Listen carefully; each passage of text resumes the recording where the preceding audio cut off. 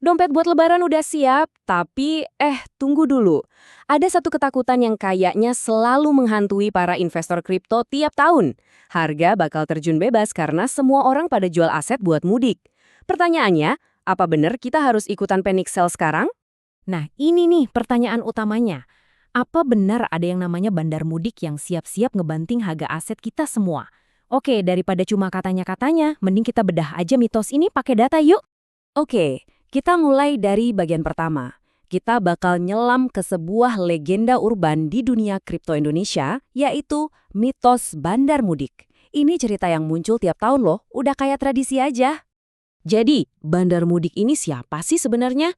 Coba deh bayangin, para whales ini tuh istilah buat pemegang aset kelas kakap di Indonesia dan Malaysia, yang katanya nih kompakkan jual kripto mereka buat dana THR dan biaya mudik.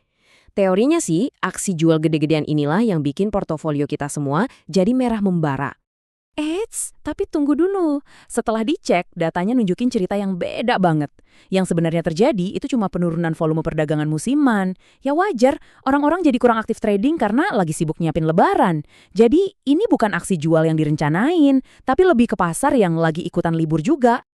Oke, kalau bukan karena bandar, terus seberapa signifikan sih kekuatan kita sebagai investor retail di Indonesia dan Malaysia? Jangan-jangan kita cuma remah-remah doang? Coba kita lihat datanya. Coba lihat angka ini deh. Total ada 23 juta pengguna di Indonesia sama Malaysia.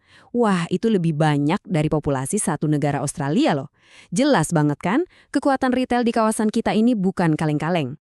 Dan ini bukan cuma soal jumlah orangnya ya. Lihat volume transaksinya. Lebih dari 650 triliun rupiah. Angka ini naiknya gila-gilaan. 335% cuma dalam setahun. Gila kan? Ini nunjukin betapa gebenya pasar lokal kita. Tapi pertanyaannya, apa ini udah cukup besar di panggung dunia? Nah, disinilah letak kenyataannya. Semua angka triliunan yang keren tadi, kalau kita lihat di panggung global, itu ibarat cuma setetes air di tengah samudra. Kenapa? Karena di luar sana ada ikan paus yang ukurannya bahkan nggak bisa kita bayangin. Jadi, kalau bukan para pemudik, siapa dong bandar yang sesungguhnya? Siap-siap ya, karena skala mereka ini bakal bikin kita melongo. Nah, inilah mereka, bandar yang sebenarnya. Bukan orang per orang, tapi negara. Kenalin, Sovereign Wealth Funds dari Timur Tengah. Coba lihat angka-angka di tabel ini. Kita udah nggak ngomongin jutaan atau miliaran lagi, tapi triliunan dolar.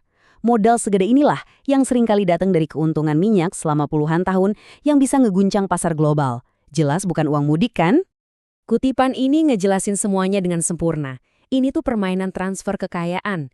Jadi, pas kita, para investor retail, lagi panik jual karena takut harga makin anjlok, mereka, para raksasa modal negara ini, justru senyum-senyum sambil nampungin semua aset kita dengan harga diskon. Artinya apa sih ini semua? Sederhananya, lagi terjadi transfer kekayaan besar-besaran. Dari siapa? Dari para penjual jangka pendek ke para pembeli jangka panjang. Coba deh kita bandingin di sini. Di sisi kiri, ada kita, para retail, yang jual buat kebutuhan jangka pendek. Beli tiket mudik, beli baju baru. Terus di sisi kanan, ada institusi raksasa yang beli buat visi jangka panjang. Sebagai cadangan negara, buat 50 tahun ke depan. Beda banget kan cara mikirnya?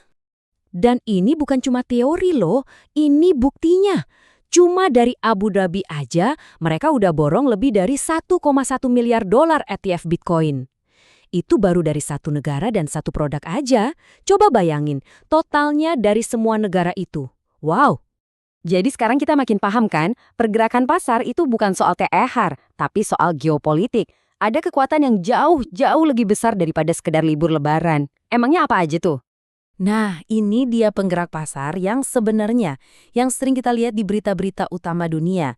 Ada sanksi ekonomi antar negara, ada perang, ada negara-negara yang butuh aset yang nggak bisa disita, dan juga warga yang mau nyelamatin uangnya dari inflasi yang gila-gilaan.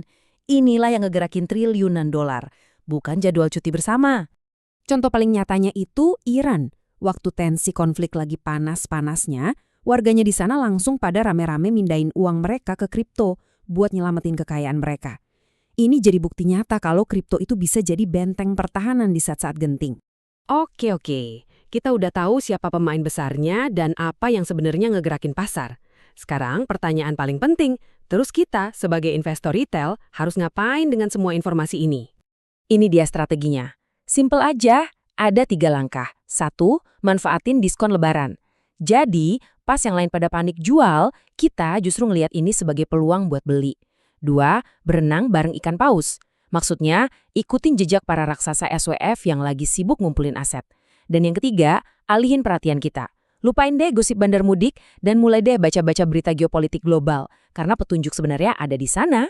Jadi, pertanyaannya sekarang simpel banget nih.